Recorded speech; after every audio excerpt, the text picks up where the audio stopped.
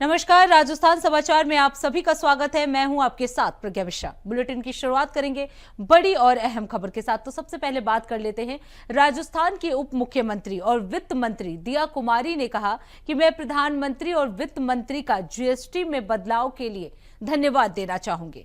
उन्होंने आगे कहा कि रोजमर्रा की वस्तुओं पर जीएसटी में कटौती से आम लोगों को राहत मिलेगी। लोग इस फैसले से बहुत खुश हैं।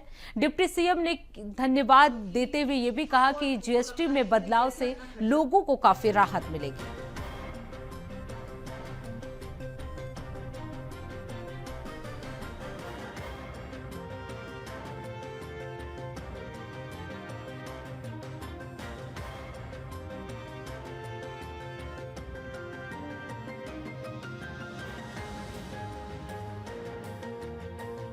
बहुत ही माननीय वित्त मंत्री जी को कि उन्होंने जिस तरह से ये जो नया जीएसटी में जो रिफॉर्म्स लेके आए हैं, बहुत ही इससे सभी को बहुत राहत मिलेगी।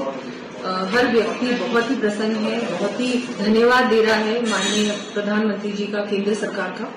ये बहुत आवश्यक था और इससे जो रोज काम आने वाली चीजें हैं, जो ऐसी वस्तुएं हैं जो हमारी हाउस होल्ड में काम आती है, एक आम आदमी जो कि अफोर्ड उसको लगता है कि मैं कैसे अपना खर्चा चलाऊं, उसके लिए एक उन्होंने बहुत बड़ी सौगात दी। तो ये जो बहुत सारी चीजों पे नील हो गई है जीएसटी, अब स्लैब्स भी सिर्फ 2 हो चुके हैं, तो इससे बहुत इजीली ये जीएसटी में थोड़ा जो कंफ्यूजन रहता था उसको भी उन्होंने सॉल्व कर दिया।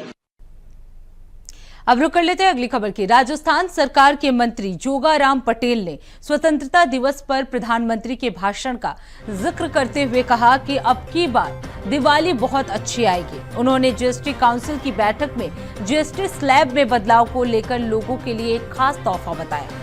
मंत्री ने इस फैसले के लिए प्रधानमंत्री और वित्त मंत्री का हृदय से आभार भी व्यक्त किया। उनका कहना था कि इस बदलाव से आम जनता को राहत मिलेगी और आर्थिक गतिविधियों को बढ़ावा मिलेगा। उन्होंने आगे ये भी कहा कि सरकार लगातार लोगों की भलाई के लिए काम कर रही है।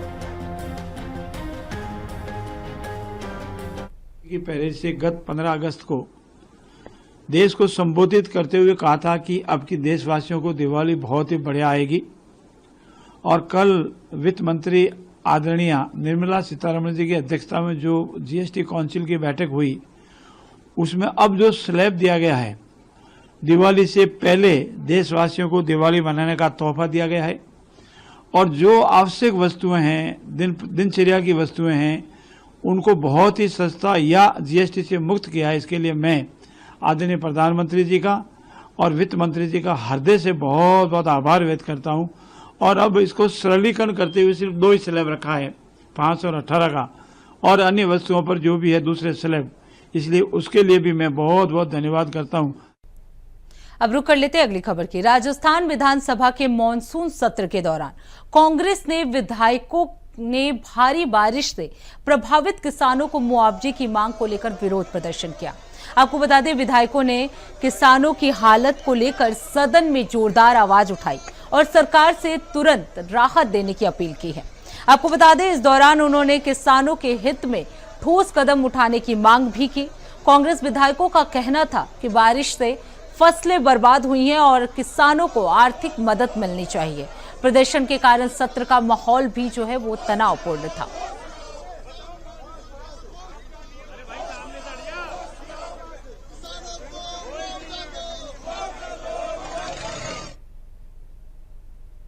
अब रुक कर लेते हैं अगली खबर की। खबर पाली से है, जहां नया गांव क्षेत्र में बुधवार को एक गंभीर घटना सामने आई, जब 6-7 लोग जबरन एक मकान में घुस गए। आरोपियों ने घर में घुसकर तोड़फोड़ की, सामान बर्बाद किया और मकान पर कब्जा करने की कोशिश की। पीड़ित माना राम बावरी और उनकी पत्नी संतोष ने जब विरोध किया तो उस आरोपियों ने उनके साथ मारपीट भी की। घटना की सूचना मिलते ही पुलिस जो है वो मौके पर पहुंची और 7 आरोपियों को शांति भंग करने के आरोप में गिरफ्तार कर लिया है।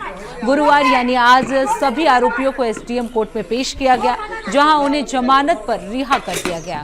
पीड़ित ने थाने में रिपोर्ट दर्ज कराई, जिसमें जगदीश, मादाराम, दिनेश, मोहनलाल, रामचंद्र, सुरेश नाथ और कई ऐसे नामजद लोग जो हैं मौजूद हैं। हैंग दिखना चाहिए।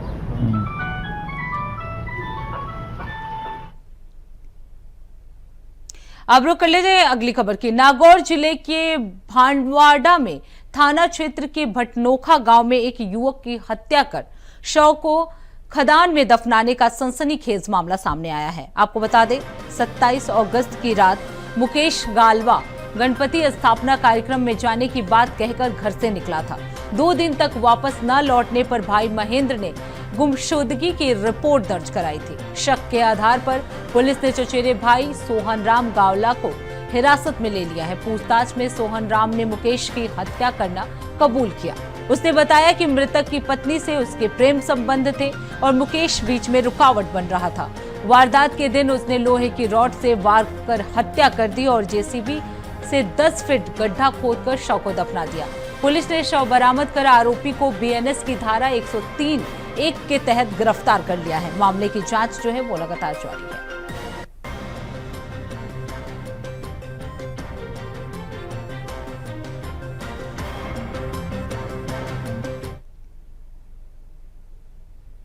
अब रुक कर लेते हैं अगली खबर की। खबर डीग जिले से है, जहां चोरी की वारदातें लगातार बढ़ रही हैं और पुलिस की सुस्त कार्यशैली से नागरिकों में गहरा रोष देखने को मिल रहा है। आपको बता दें, ताजा मामला शहर कोतवाली से महज 300 मीटर दूर घंटा घर के पास का है, जहां चोरों ने एक किराने की दुकान को निशाना बनाया।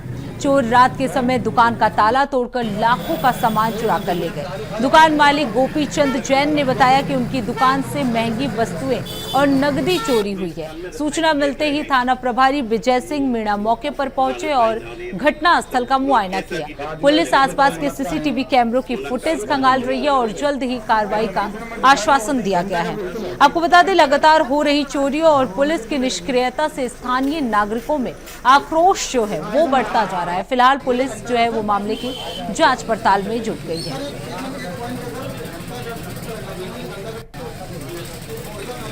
घी की पीपी गई है, इधर से घी की पीपी गई है। ये काजू और ये मुनक्का। अच्छा, काजू और मुनक्का। हाँ।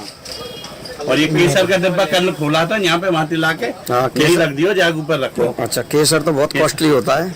डिब्बा ये लगे एक वो में निकली है। अभी कोई आकलन हुआ है लगभग कितने का नुकसान हुआ है? लगभग मेरे ख्याल में होगा 1,80,000 रुपए तो कम से कम। लगभग आइडिया। हाँ भाई, 1 लाख के करीब नुकसान है। अब रुक कर लेते हैं अगली खबर की। अमृत कुआं ग्राम पंचायत के भनगया खेड़ी गांव की 3 किलोमीटर लंबी सड़क आज भी कच्ची हालत में है। ग्रामीण वर्षों से इस सड़क के डामरीकरण की मांग कर रहे हैं, लेकिन अब तक सिर्फ आश्वासन ही मिले हैं। खासकर बरसात के दिनों में ये रास्ता दलदल में तब्दील हो जाता है, जिससे ग्रामीणों की परेशानी कई गुना बढ़ जाती है। गांव के निवासी दिनेश मीणा, कुलदीप नागर और खजूरी ने बताया कि उन्होंने कई बार जनप्रतिनिधियों और विभागीय अधिकारियों को लिखित और मौखिक रूप से समस्या बताई, लेकिन कोई ठोस कदम नहीं उठाया गया। आजादी के इतने सालों बाद भी सड़क जैसी बुनियादी सुविधा का न मिलना प्रशासनिक उदासीनता को दर्शाता है। ग्रामीणों ने अब चेतावनी दी है कि यदि जल्द कार्रवाई नहीं हुई तो आंदोलन का सारा रास्ता अपनाया जाएगा।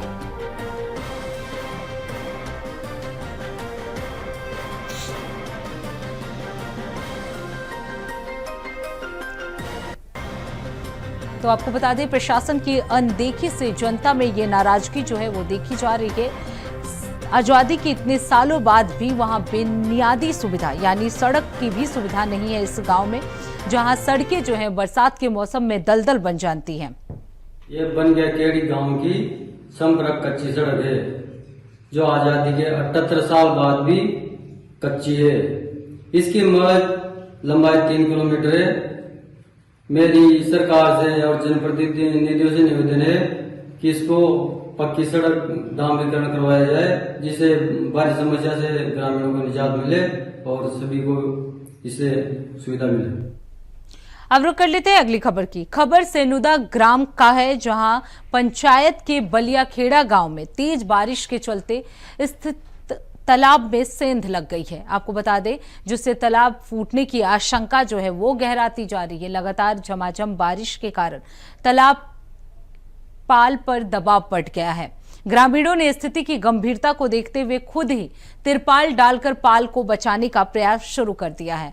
वहीं आपको बता दें, धर्मी चंद रायका सहित अन्य ग्रामीणों ने बताया कि पंचायत प्रशासन और अन्य जिम्मेदार अधिकारियों को सूचना दे दी गई है, लेकिन अभी तक कोई भी प्रशासनिक अमला मौके पर नहीं पहुंचा है। ग्रामीणों के चेहरों पर चिंता साफ झलक रही है, क्योंकि तालाब टूटने से आसपास की बस्तियों और फसलों को भारी नुकसान हो सकता है। लोगों ने प्रशासन से तुरंत कार्रवाई की मांग की है, ताकि संभावित आपदा को रोका जा सके। तो बलियाखेड़ा में तालाब में सेंध लग गई है, जिससे ये तालाब जल्दी ही टूट सकता है। इसे लेकर प्रशासन को इसकी सूचना दे दी गई है, लेकिन अभी तक प्रशासन की तरफ से कोई कार्रवाई नहीं की गई है। इसको लेकर ग्रामीणों में जो है वो खासा चिंता जो है वो बढ़ता जा रहा है, क्योंकि अगर ये पुल टूटता है तो भारी नुकसान होगा।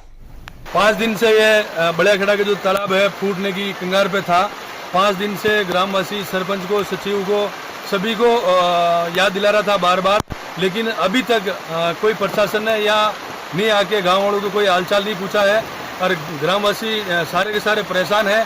और गांव के ऊपर यह तालाब है, लोग, गांव वालों की फसलें भी खराब होने की संभावना है और ग्राम वाले मतलब परेशानी में आने की संभावना भी है, क्योंकि ये तालाब टूटेगा तो गांव, इस तालाब के नीचे गांव है तो ग्रामवासियों को भी परेशानी आएगी।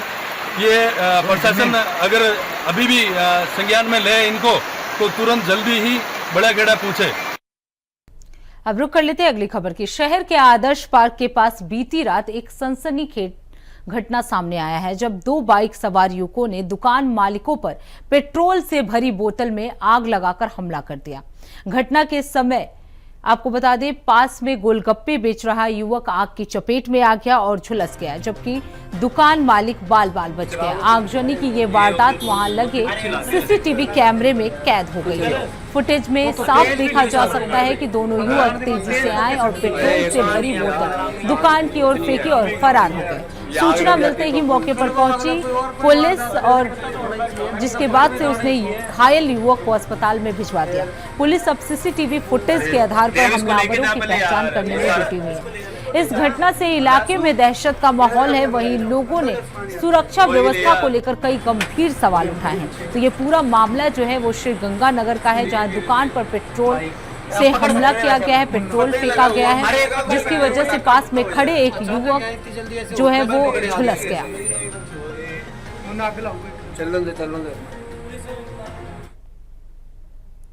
अब रुक कर लेते हैं अगली खबर की। खबर डीग से है, जहां नागरिक सुविधाओं की भारी कमी के चलते आम जन जो है वो पूरी तरह से परेशान है।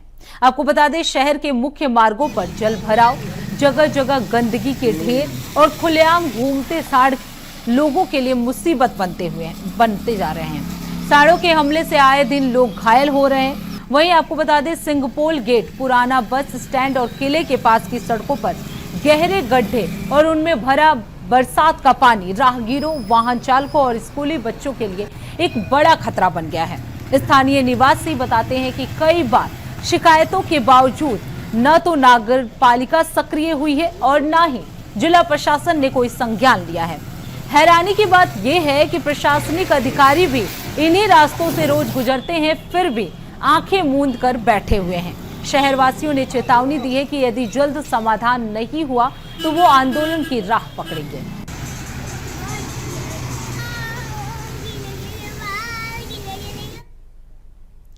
अब रुक कर लेते हैं अगली खबर की। खबर राजस्थान के सीकर जिले से है, जहां श्री माधोपुर इलाके में मौसम ने अचानक यू टर्न ले लिया। आपको बता दें, आज सुबह की शुरुआत तेज मूसलाधार बारिश से हुई और रुक रुक कर बारिश कई घंटों तक चली।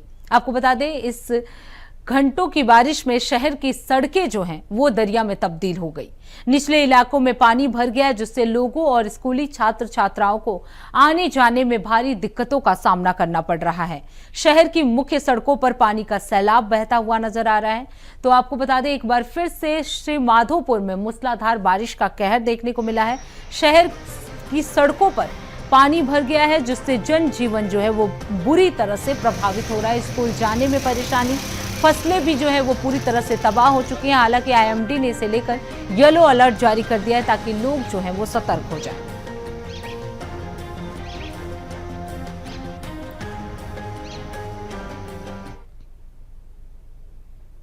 अब रुक कर लेते हैं अगली खबर की। राजस्थान में राहत की बारिश अब आफत की बारिश बन चुकी है। जी हां, आपको बता दें, शुरुआत में किसानों के चेहरे पर मुस्कान थी, लेकिन अब वही बारिश किसानों के सपनों को बर्बादी में बदल रही है।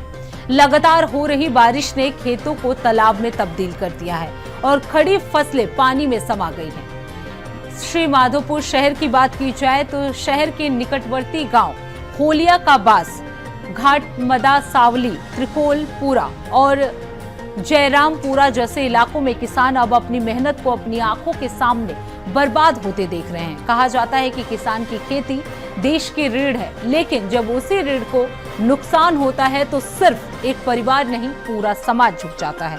अब किसान सरकार से मुआवजे की मांग कर रहे हैं।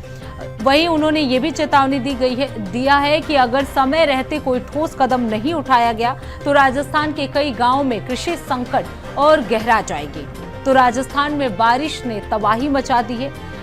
किसानों की फसलें जो हैं वो पूरी तरह से बर्बाद हो गई हैं। बाजरे की फसल तबाह हो गई है। इसको लेकर किसानों ने मुआवजे की मांग की है और ये भी चेतावनी दी है कि अगर मांग नहीं पूरा किया गया तो आंदोलन किया जाएगा।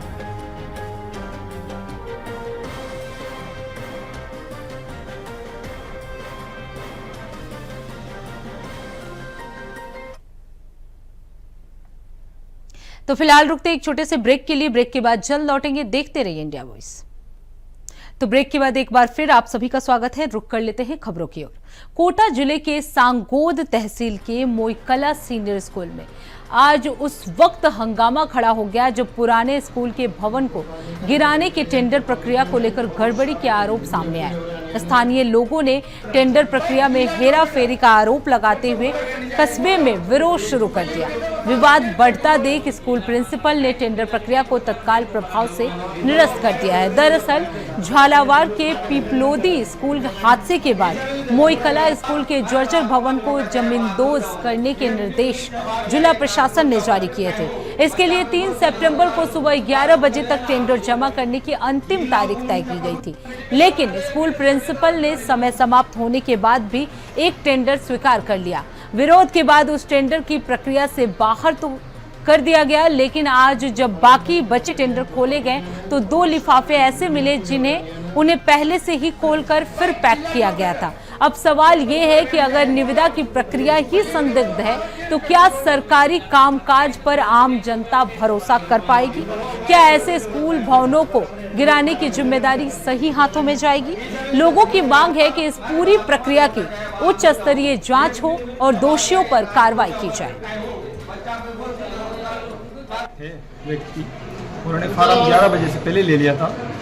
फॉर्म जमा कराते वक्त 11 से कुछ मिनट ऊपर हो गए थे और उस वक्त तीनों निविदादाता जो थे वहाँ वो मौजूद थे। उस वक्त किसी ने कोई ऐतराज़ नहीं किया। अगर उस वक्त विवाद होता तो शायद उसको उसी वक्त कैंसिल कर दिया जाता, लेकिन निविदा लेने के बाद में नियमानुसार उसको 4 निविदाओं को एकत्रित करके और सील कर दिया गया अलमारी में। और जब ये बात आई कि भाई निविदा के समय के पश्चात ली गई तो जिसकी निविदा बाद में आई थी उसको पहले ही बता दिया गया था कि भाई आपको निविदा में शामिल नहीं किया जाएगा। और जिस लिफाफे में 4 फॉर्म रखे हुए थे, 4 निविदा, सबसे पहले उस फॉर्म को निकाल के और मैंने अपने पास रख लिया और उस निविदादाता से बोल दिया था कि भाई ये लेट आई है, 4 मिनट 5 मिनट जो भी है उसकी वजह से आपको शामिल नहीं कर रहे हैं। तो जिसने निविदा डाली थी वो इस बात पर सहमत हो गया था और सहमति के बाद में फिर जो 3 निविदाएँ खोली गई तो उसमें लिफाफे की वजह से, मैंने बताया आपको, उसके मुंह खुलने की वजह से उस पर एतराज।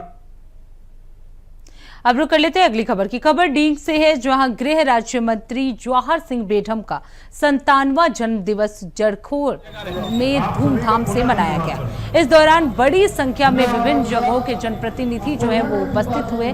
वहीं जड़खोर खान जाने वाली सभी मार्गों पर वाहनों की लंबी कतार बनी रही। और अपने नेता के लिए डीग की जनता बधाई देने के लिए उमड़ पड़ी। गृह राज्य मंत्री ने कहा कि मैं अपने जन्म दिवस पर सभी का आभार व्यक्त करता हूं और आशा करता हूं कि हम सभी मिलकर आम जन के उपेक्षाओं पर खड़े उतरेंगे। तो आज मंत्री का जन्मदिन था, जिसे लेकर बड़े ही धूमधाम से सभी ने इनका जन्मदिन मनाया। अब रुक कर लेते हैं अगली खबर की। खबर नागौर से है, जहां वीर तेजाजी महाराज की जन्मस्थली करनाल में तेजा दशमी पर लाखों श्रद्धालुओं ने मंदिर में दर्शन किए। आपको बता दें, इस दौरान सबने खुशहाली की कामना की। इस 2 दिवसीय मेले में श्रद्धालुओं की लंबी कतारें लगी रही। वहीं मेले ने इस बार श्रद्धालुओं की भीड़ ने पिछले सालों के रिकॉर्ड तोड़ दिए। प्रशासन ने मेले में सुरक्षा के पुख्ता इंतजाम किए हैं।